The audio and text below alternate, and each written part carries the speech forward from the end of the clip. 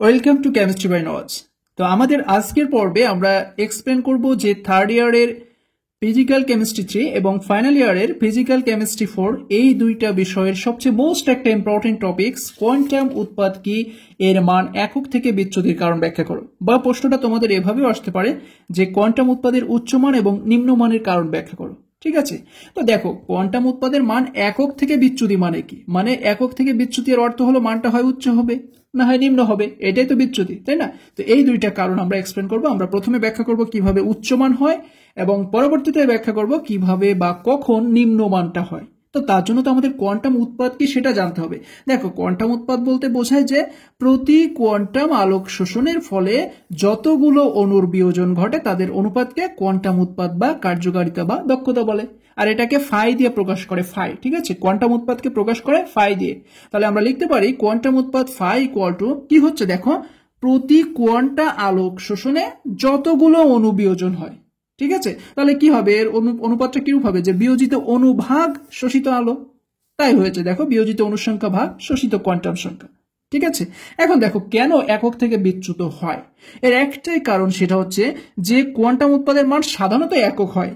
ঠিক আছে, কখন একক হয়, যখন এই শোষিত কোয়ান্টাম সংখ্যা 1 আর এই বিয়োজিত অণুর সংখ্যা দুইটা অনুপাত 1 হয়। মানে শোষিত কোয়ান্টাম সংখ্যা 1:2 বিয়োজিত অণুর সংখ্যাও যদি 1 হয়, তাহলে এই কোয়ান্টাম উৎপাদের মান কত হয়, 1 হয়। কিন্তু অধিকাংশ ক্ষেত্রে এইরকম ফাইয়ের মান বা উৎপাদের মান একক হয় না। ঠিক আছে, কখন হয় না, সাধারণত এই বিচ্যুতির জন্য দায়ী হচ্ছে সেকেন্ডারি পর্যায়ের বিক্রিয়াগুলো। আমি যদি তোমাদের একটা রিয়াকশন বোঝাই, যে H2 + Cl2 2HCl, দেখো এটা কিন্তু প্রাইমারি স্টেপ। ধরো এটা একটা প্রাইমারি স্টেপের বিক্রিয়া। ঠিক আছে, তো এরকম প্রাইমারি স্টেপের বিক্রিয়ার ক্ষেত্রে শুধুমাত্র কোয়ান্টাম উৎপাদের মান একক হওয়া পসিবল। বাট এই বিক্রিয়া যদি আবারও সেকেন্ডারি স্টেপ শুরু করে, যেমন H2 এর সাথে কারো সংযোগ ঘটে, Cl2 এর সাথে অন্য কারো সংযোগ ঘটে, এইভাবে যদি সেকেন্ডারি স্টেপ চলতেই থাকে, তাহলে কোয়ান্টাম উৎপাদের মান তখন আর এই 1 থাকে না। তখন 1 থেকে হয় উচ্চ হয়ে যায়, না হয় নিম্নমান হয়ে যায়। ঠিক আছে, এটাই কিন্তু এই সেকেন্ডারি বিক্রিয়াগুলোই হচ্ছে কোয়ান্টাম উৎপাদের বিচ্যুতির প্রধান কারণ। তাহলে আমরা দেখে আসি যে কোয়ান্টাম উৎপাদের মান উচ্চ কখন হয় বা কেন হয় বা এর কারণটা কি। খেয়াল করো, ফার্স্ট স্টেপ অর্থাৎ প্রথম পয়েন্টে বলা হচ্ছে যে বিকিরণ শোষণের মাধ্যমে প্রাইমারি ধাপে উত্তেজিত অণু কি করে, সেকেন্ডারি প্রক্রিয়ায় অংশগ্রহণ করে। ঠিক আছে, সেকেন্ডারি প্রক্রিয়ায় অংশগ্রহণ করে এবং এই প্রতিটা সেকেন্ডারি প্রক্রিয়া আবারও উত্তেজিত কণা তৈরি করে। এভাবে না থামানো পর্যন্ত যদি প্রক্রিয়াগুলো অনবরত চলতে থাকে, তার ফলে দেখা যায় যে এক কোয়ান্টা আলো শোষণে সেখানে অনেক সংখ্যক অণুর বিয়োজন ঘটে এবং ফাইয়ের মান বৃদ্ধি পায়। অর্থাৎ ভালোভাবে বোঝার চেষ্টা করো, বলছে যে বিকিরণ শোষণের মাধ্যমে প্রাইমারি স্টেপে কি তৈরি হয়, উত্তেজিত অণুপরমাণু তৈরি হয়। বাট এই উত্তেজিত অণুপরমাণুগুলো আবারও সেকেন্ডারি প্রক্রিয়ায় অংশগ্রহণ করে। ঠিক আছে, আমরা দেখেছি প্রতিটা বিক্রিয়া এরকম প্রাইমারি স্টেপ থাকে, সেকেন্ডারি স্টেপ থাকে। তো এই সেকেন্ডারি প্রক্রিয়ায় কি হয়, আবারও পুনরায় উত্তেজিত কণা তৈরি হয়। এইভাবে না থামানো পর্যন্ত এই প্রাইমারি সেকেন্ডারি চলতেই থাকে।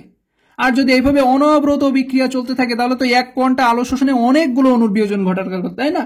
তাই কোয়ান্টাম উৎপাদ ফাইয়ের মান বৃদ্ধি পায়। আমি এখন যদি তোমাদের এইটাকে একটু এক্সাম্পলের সাহায্যে দেখাই, দেখো আমরা একটা এক্সাম্পল হিসেবে এখানে যে রিয়াকশনের কথা আমাদের লেখা আছে সেটা হলো কি, হাইড্রোজেন এবং ক্লোরিনের ভিতরে সংগঠিত বিক্রিয়ায় হাইড্রোজেন ক্লোরাইড তৈরি হয় এবং সেখানে ফাইয়ের মান অনেক উচ্চ হয়, 10⁻³ মানে 1000, অর্থাৎ কোয়ান্টাম উৎপাদের মান 1000 হয়।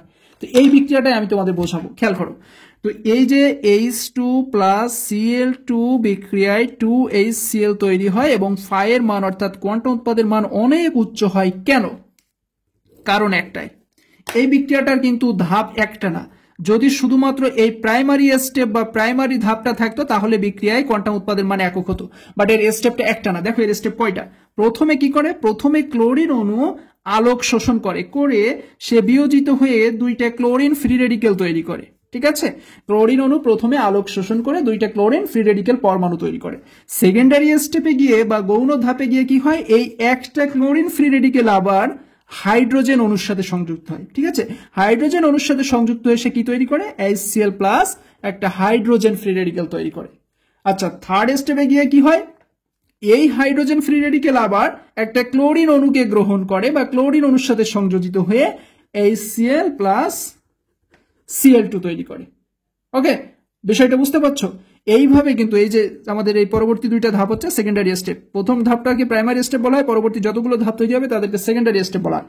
তো যদি আমাদের এই বিক্রিয়াটা প্রাইমারি স্টেপে শেষ হতো তাহলে ফাইয়ের মান একক হতো, বাট যেহেতু প্রাইমারির পরে আরো অনেকগুলো স্টেপ, মানে এদেরকে না থামানো পর্যন্ত এরা অনবরত চলতে থাকে, এইভাবে স্টেপ বাই স্টেপ হতেই থাকবে। তার মানে কি, তার মানে 1 কোয়ান্টা আলোক শোষণ করলে যত বিক্রিয়া বাড়বে তত বিয়োজিত অণুর পরিমাণ বাড়বে, আর বিয়োজিত অণু বাড়লে কোয়ান্টাম উৎপাদ ফাই বাড়বে। কারণ এই যে আমাদের সূত্রে বলা হচ্ছে কোয়ান্টাম উৎপাদ ইকুয়াল টু বিয়োজিত অণুর সংখ্যা বাই শোষিত কোয়ান্টার সংখ্যা, মানে বিয়োজিত অণুর সংখ্যা উপরে যেহেতু আছে, অর্থাৎ বিয়োজিত অণু যত বাড়বে কোয়ান্টাম উৎপাদ ফাই তত বেশি হবে। বিষয়টা বুঝতে পেরেছো?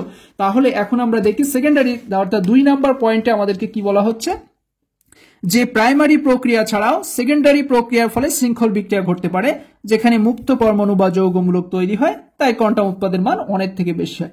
যেটা আমরা আর কি তোমাদের আলোচনা করলাম, এটাই কিন্তু বলা হচ্ছে যে প্রাইমারি ছাড়াও সেকেন্ডারি স্টেপ তৈরি হয়, যার ফলে কোয়ান্টাম উৎপাদ বৃদ্ধি পায়।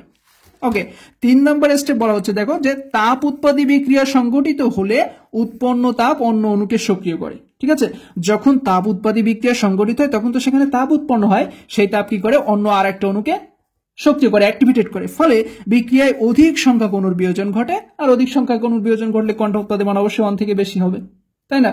আচ্ছা, 4 নম্বর পয়েন্ট বলছে যে অনেক সময় অন্তর্বর্তী প্রজাতিগুলো প্রভাবক হিসেবে কাজ করে, ফলে বিক্রিয়ার হার অস্বাভাবিকভাবে বেড়ে যায় এবং কোয়ান্টাম উৎপাদের মান বৃদ্ধি পাবে।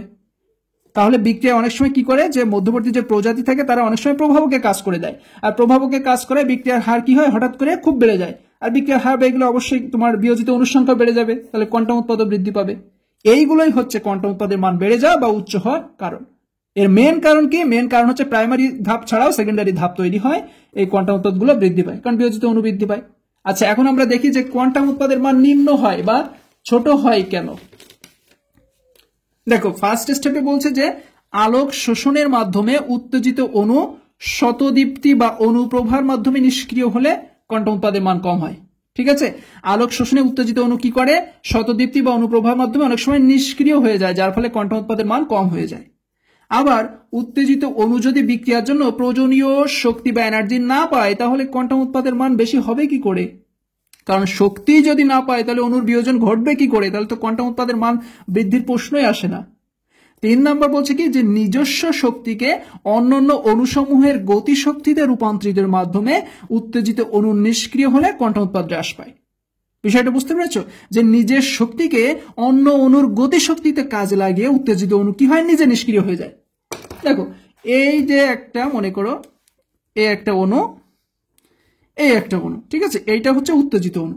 এ অনেক সময় কি করে, এর যে নিজের যে শক্তি আছে এ পর উপকারী করে, মানে আর একজনকে দিয়ে এর নিজে নিষ্ক্রিয় হয়ে পড়ে। ঠিক আছে, এখন উত্তেজিত অণু যদি নিষ্ক্রিয় হয় তাহলে পরবর্তী স্টেপ আমাদের কিভাবে ঘটবে, সেই কারণে পরবর্তী স্টেপ ঘটতে পারে না, অণু বিয়োজিতও হতে পারে না এবং কোয়ান্টাম উৎপাদের মান কমে যায়।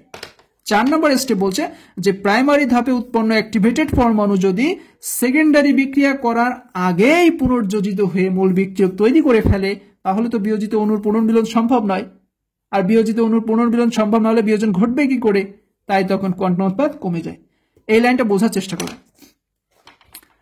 এই যে প্রাইমারি স্টেপে উৎপন্ন মূলক, বা এটা ছিল কি, এটা ছিল ক্লোরিন ফ্রি রেডিক্যাল পরমাণু, মানে উৎপন্ন পরমাণু বা মূলক যদি এই সেকেন্ডারি স্টেপ শুরু করার আগেই কি হয়, নিজেদের ভিতরে সংযোজিত বা পুনর্মিলিত হয়ে ওই বিক্রিয়ক তৈরি করে ফেলে, তাহলে সেকেন্ডারি স্টেপ আর ঘটবে কি করে, আর সেকেন্ডারি স্টেপ না ঘটলে অণু বিয়োজিত হবে কি করে, আর অণু বিয়োজিত না হলে কোয়ান্টাম উৎপাদ বাড়বে কি করে, তাই তখন কোয়ান্টাম উৎপাদ ফাইয়ের মান অনেক থেকে কম হয়ে যায়। এক্সাম্পল হিসেবে আমরা নিয়েছি হাইড্রোজেন ব্রোমিনের বিক্রিয়া, যেখানে হাইড্রোজেন ব্রোমাইড তৈরি হয়, এর ফলে কোয়ান্টাম উৎপাদের মান অনেক নিম্ন হয়, 0.01 হয়। ক্লিয়ার? তো এই যে হাইড্রোজেন ব্রোমিনের বিক্রিয়ায় কোয়ান্টাম উৎপাদের মান এত কম, আবার হাইড্রোজেনের ক্লোরিনের বিক্রিয়ায় কোয়ান্টাম উৎপাদের মান এত বেশি, এটা কেন, এর স্পষ্ট ব্যাখ্যা কিন্তু তোমাদের আগের লেকচারে দেওয়া আছে, সেখান থেকে তোমরা দেখে নিও। ঠিক আছে, আলোক বিকিরণ রসায়নের যে চ্যাপ্টার ভিত্তিক যে লেকচার আছে সেখানে কিন্তু এই প্রশ্নের ব্যাখ্যা দেওয়া আছে। তো এই ছিল আমাদের আজকে কোয়ান্টাম উৎপাদ কি, এর মান একক থেকে বিচ্যুতির কারণ, এর উচ্চমান নিম্নমানের কারণ। আশা করি তোমরা ন্যূনতম পরিমাণ হলে উপকৃত হয়েছো। তো আজ এ পর্যন্তই, কথা হচ্ছে পরবর্তী কোনো ভিডিওতে। ধন্যবাদ।